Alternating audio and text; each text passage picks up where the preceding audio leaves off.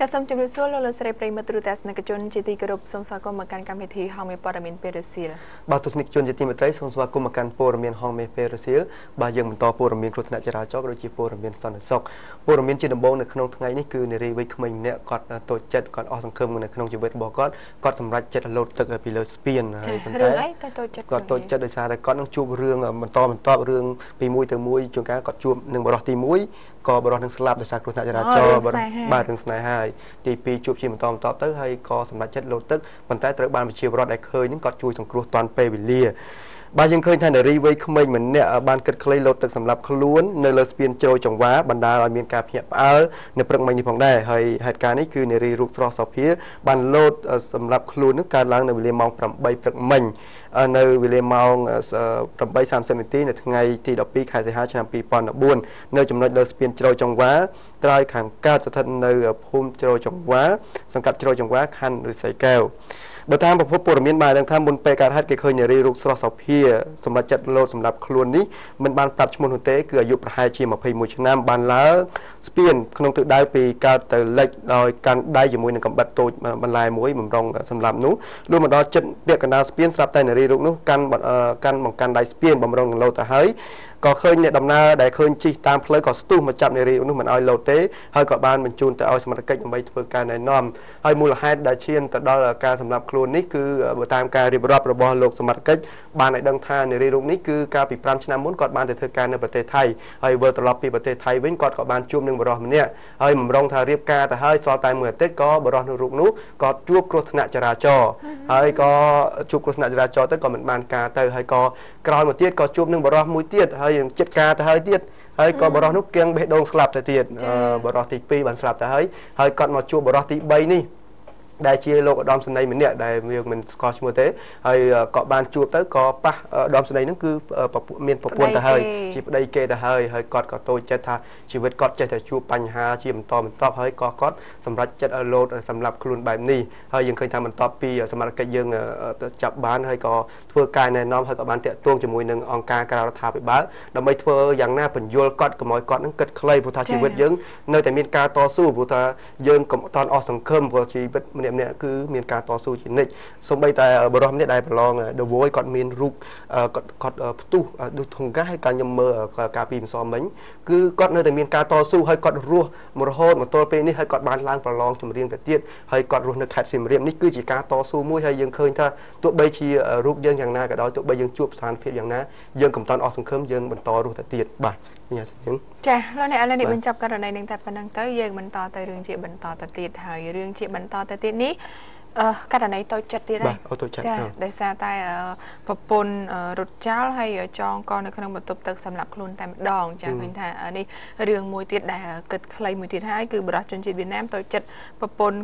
យកកូនរត់ទៅនៅស្រុកកំណើតហើយចងកនៅក្នុងបន្ទប់ទឹកចាគឺមានការភ្ញាក់ផ្អើលនៅវេលាម៉ោង7:30នាទីព្រឹកមិញនេះតែម្ដងនៅបន្ទប់ជួលជាន់ទី1ផ្ទះលេខ37អឺអងផ្លូវលេខ113ក្រុម54ភូមិ5សង្កាត់បឹងកេងកង2ខណ្ឌចំការមនហើយសពមានឈ្មោះតាំងចិនលីភេទប្រុសអាយុ30ឆ្នាំមុខរបរចុងភៅចល័តនិងបកប្រែភាសាវៀតណាមមានស្រុកកំណើតនៅភូមិព្រែកស្ពឺខុំព្រែកស្ពឺស្រុកកោះធំខេត្តកណ្ដាលប្រពន្ធឈ្មោះចន្ទថាអាយុ27ឆ្នាំមុខរបរមេផ្ទះមានកូន2នាក់ស្នាក់នៅជាមួយគ្នាស្រុកកំណើតនៅស្រុកស្ទឹងត្រង់ខេត្តកំពង់ចាមហើយប្រពន្ធ2ស្ត្រីជាម្ដាយ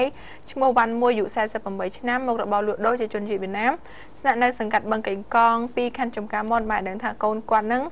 ចាគឺជាមួយនឹងប្រពន្ធចាបានឆ្លុះប្រកែកគ្នាដោយសារតែកូនប្រុសអត់មានលុយហើយចូលចិត្តដើរលេងល្បែងហើយប្រពន្ធនិយាយស្ដាប់ទៅប្រពន្ធរត់ចោលយកកូនទាំងពីរទៅរស់នៅស្រុកកំណើតរយៈពេលកន្លះខែមកហើយចាកន្លងមកគឺកូនប្រុសគាត់នឹងធ្លាប់ទៅតាមប្រពន្ធនៅស្រុកកំណើតដែរក៏ប៉ុន្តែប្រពន្ធនឹងមិនត្រឡប់មកវិញទេហើយកាលពេលល្ងាចថ្ងៃ11សីហាហ្នឹងបរិសខាងលើនឹងទូរស័ព្ទទៅហៅប្រពន្ធឲ្យត្រឡប់មកនៅជុំគ្នាវិញបើសិនជាមិនត្រឡប់មកវិញទេចាគឺគាត់សម្រេចចិត្តថាមិនអាចរស់នៅតែម្នាក់ឯងបានអញ្ចឹងចាគាត់និយាយថាគាត់មិនអាចរស់នៅម្នាក់ឯងបានទេអញ្ចឹងគឺគាត់សោកចិត្តសម្រាប់ខ្លួនហើយទើបគាត់ដាក់ចិត្តយកខ្សែភ្លើងនឹងទៅចងនៅក្នុងបន្ទប់ទឹកតែម្ដងហើយនេះគឺអីគេសម្បត្តិពាក្យបណ្ដាំណាកូនឈួតណាអត់ជឿអីណាបាទចាហើយស្ត្រីម្ដាយបានដឹងថាបន្ទាប់ពីកូនប្រសាស្រីរត់ចោលកូនគាត់ហើយព្រឹកឡើងម្ដាយតែងតែទៅមើលកូនជារៀងរាល់ព្រឹកដែរហើយនៅព្រឹកកើតហេតុហ្នឹង ទៅដាស់មិនឃើញភ្ញាក់សោះទៅនាំគេនាំគ្នាទម្លុះទ្វារចូលទៅឃើញស្លាប់នៅក្នុងបន្ទប់ទឹកបាត់ទៅហើយបន្សល់លិខិតបណ្ដាំមួយចាដោតដូចជាប់នឹងរឹងរបស់កូនចានេះលិខិតបណ្ដាំហ្នឹងគាត់ទៅសេថាកូនឈួតប៉ាម៉ាក់ប្អូនស្រីអត់ជឿប្រពន្ធសម្លាញ់បងលាហើយមើលថែកូនផងបងសំទោសចានេះគឺលិខិតគាត់ផ្ដាំចុងក្រោយព្រោះថាគាត់ស្រឡាញ់ប្រពន្ធគាត់ស្រឡាញ់ប្រពន្ធគាត់ពេកដល់អ្នកអង្វរប្រពន្ធឲ្យត្រឡប់មកវិញហើយគាត់ផ្ដាំថាអីគាត់មិនអាចរស់នៅដែលគ្មានប្រពន្ធគាត់អីចឹងណាយើងធម្មតាទេប្តីប្រពន្ធយើងមិនអាចវាស់ទំហំការស្រឡាញ់របស់គាត់ដឹងចាហើយក៏សម្រេចចិត្តចង់ក៏សម្រាប់ខ្លួនទៅហើយចាហើយចំពោះករណីខាងលើនេះគឺម្ចាស់ផ្ទះគឺនិយាយទៅគឺគាត់ដូចជាមិនចង់សហការជាមួយនគរបាលនៅក្នុងការធ្វើកសោវិច័យទេចាហើយនិយាយទៅឥឡូវនេះគឺម្ចាស់ផ្ទះក៏បានយកស្ទប់ទទួលបន្តាមប្រពៃនេះដែរចាបញ្ចប់ករណីនឹងតែប៉ុណ្្នឹងទៅបាទនេះគឺករណីដោយសារតែគាត់តូចចិត្តនឹងប្រពន្ធរបស់គាត់ហើយប្រពន្ធរបស់គាត់មិនព្រមរួមរស់ជាមួយគាត់ក៏ផ្ដាច់សង្ខារតែម្ដងទៅចាជួនកាលថាអាចមានលក្ខខណ្ឌនៃមួយដូចគាត់លើកឡើងថាយើងមិនដឹងទៅក្នុងវាប៉ុន្តែគាត់ថាប្រពន្ធគាត់លើកឡើងថាដោយសារតែបញ្ហាលបែងស៊ីសងអីចឹងណាចាបន្តទៀតចាឥឡូវអ្នកបញ្ចប់ករណីនឹងតែប៉ុណ្្នឹងយើងបន្តទៅរឿងជាបន្តទៅទៀតករណីមួយនេះគឺរវល់តែនិយាយទូរស័ព្ទចាហើយនិយាយទូរស័ព្ទនៅពេលដែលបើកបរយើងឃើញថាច្រើនករណីអ្នកខ្លះជួនកាលទៅដូចនិយាយឧទាហរណ៍ចាស់ស្ដែងមិញខ្ញុំឃើញខ្ញុំស្មានតែស្ទះផ្លូវនៅពីមុខតែក៏ប៉ិតមានអ្នកណាបាំងឡានមួយចេញទៅផុតត្រឡប់ទៅមើលពូមួយហ្នឹងគាត់កំពុងអ្នកជិះបើកតុកតុកគាត់កំពុងតែចុចទូរស័ព្ទបណ្ដាគាត់បើកម៉ូតូបណ្ដាចាដល់ពេលអញ្ចឹងហួសចិត្តត្មងចាស្ទះត្មងដល់ពេលទៅខាងមុខមើលខាងមុខទលាយល្វឹងដោយសារអីតែគាត់ម្នាក់ឯងគឺគាត់អង្គុយចុចគាត់បើករ៉ែហើយចុចទូរស័ព្ទនៅនឹងតែម្ដងចាហើយករណីមួយនេះគឺបារម្ភម្នាក់ហ្នឹងក៏កំពុងតែនិយាយទូរស័ព្ទអត់បានមើលបើករថយន្តបុកពីក្រៅរថយន្តមួយគ្រឿងទៀតដែលកំពុងតែឈប់រងចាំភ្លើងស្តុបកាលពីវេលាម៉ោង 7:40 នាទីថ្ងៃ 12 សីហានៅត្រង់ស្តុបសន្ធមុខតាមបណ្ដោយមហាវិថីកម្ពុជាក្រោមចាគឺតាមបណ្ដោយកែងមហានិយាយទៅតាមបណ្ដោយមហាវិថីកម្ពុជាក្រោមកែងមហាវិថីម៉ៅសេតុងសើងកាត់ខ្សែដេប៉ូ3ខណ្ឌទួលគោកហើយប្រភពព័ត៌មានពីកន្លែងកាត់ហេតុបានដឹងថារថយន្តបង្កគឺម៉ាក់ស៊ីអវីពណ៌ខ្មៅពាក់ស្លាលេខភ្នំពេញ 2H9519 គឺបើកបរដោយបរិសម្នាក់តាមវិថីកម្ពុជាក្រោមទិសដៅពីការតលិចរវល់តែនិយាយទូរស័ព្ទមិនបានមើលចាគឺបានបើកទៅបុកពីក្រៅរថយន្តមួយគ្រឿងទៀតម៉ាក់ស៊ីអវីពណ៌ស្លែពាក់ស្លាកលេខភ្នំពេញ 2J0054 ជិះគ្នា2នាក់ស្ត្រីម្នាក់និងប្រុសម្នាក់ជាអ្នកបើកបរគឺកំពុងតែឈប់រងចាំភ្លើងស្តុបបណ្ដាលឲ្យធ្លាក់ខាងក្រៅនិងខូចខាតទាំងស្រុងហើយចំណែករថយន្តបង្កទទួលរងការខូចខាតផ្នែកខាងមុខរថយន្តបន្ទាប់ពីបុករួចហើយនឹងខាងភាគីបង្កចាគឺធ្វើការចរចាជាមួយរថយន្តរងគ្រោះដែលទូរស័ព្ទហៅក្រុមហ៊ុនធានារ៉ាប់រងមកវាតម្លៃការខូចខាតដោយឲ្យខាងភាគីរងគ្រោះហើយជាងជួសជុលរថយន្តមកប៉ាន់ស្មានតម្លៃជួសជុលអស់ប្រមាណហើយដែលជាងមើលឃើញការខូចខាតទៅគឺ$280ចាហើយខាងធានារ៉ាប់រងហ្នឹងគឺសង$250ដើម្បីបញ្ចប់រឿងតែម្ដងចាកាលនេះកាលឡើងដោយសារតែគាត់រវល់តែនិយាយទូរស័ព្ទចាករណីមួយហ្នឹងលោកអ្នកដឹងស្រាប់ហើយធម្មតាទេតែមានកាសមានអីដាក់នៅក្បែរខ្លួនទៅនៅពេលដែលនិយាយទូរស័ព្ទហ្នឹងចាវាងាយស្រួលដែរយើងមិនចាំបាច់និយាយដើរយើងកាន់ចង្កូតដៃដើរវាបែកអារម្មណ៍ទៅហើយខ្វះការប្រុងប្រយ័ត្នក៏ជួបគ្រោះថ្នាក់បែបនេះបាទយើងបញ្ចប់ទៅប៉ុណ្្នឹងចា៎លោកអ្នកបញ្ចប់រឿងនឹងតែប៉ុណ្្នឹងតែឥឡូវនេះយើងបន្តទៅករណីជាបន្តទៅទៀតចាគឺករណីគ្រោះថ្នាក់ចរាចរណ៍ទៀតហើយគឺរថយន្ត Corolla ចាអ្នកបើកបរនឹងរវល់តែទាញទ្វារបិទហើយក៏ជ្រុលចង្កូតទៅបុករបងផ្ទះរបស់ប្រជាពលរដ្ឋទៅទៀតចាគឺតែងតែកាត់ឡើងនិយាយទៅកាត់ឡើងពីការធ្វើប្រហែសចាគឺរថយន្ត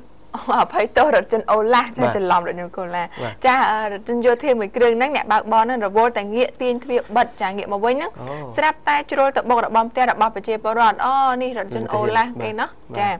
ហើយបណ្ដាលឲ្យខ្ទេចដំណាំមួយចំនួននឹងបាក់របងខ្ទេចការពេលវេលាម៉ោង 8 ព្រឹកមិញនេះតែម្ដងស្ថិតនៅចំណុចភូមិកន្ទោកជើងសង្កាត់កន្ទោកជើងខណ្ឌពោធិ៍សែនជ័យហើយប្រភពព័ត៌មាននៅកន្លែងកាត់ហេតុគឺបានដឹងថាផ្ទះខាងលើដែលមានម្ចាស់ឈ្មោះសៅសេរីភេទស្រី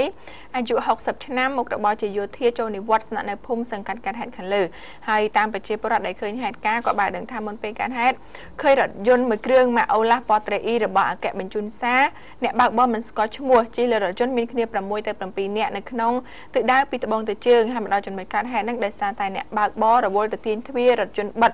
ចាក៏បានរេចចង្កូតទៅស្ដាំដៃជ្រុលទៅបុករះរបងឈើបាំងសង្កសីរបស់ ប្រជាពលរដ្ឋនិងដំណាំមួយចំនួនបែកពីទឹកអស់ពីទៀតផងហើយករណីខាងលើ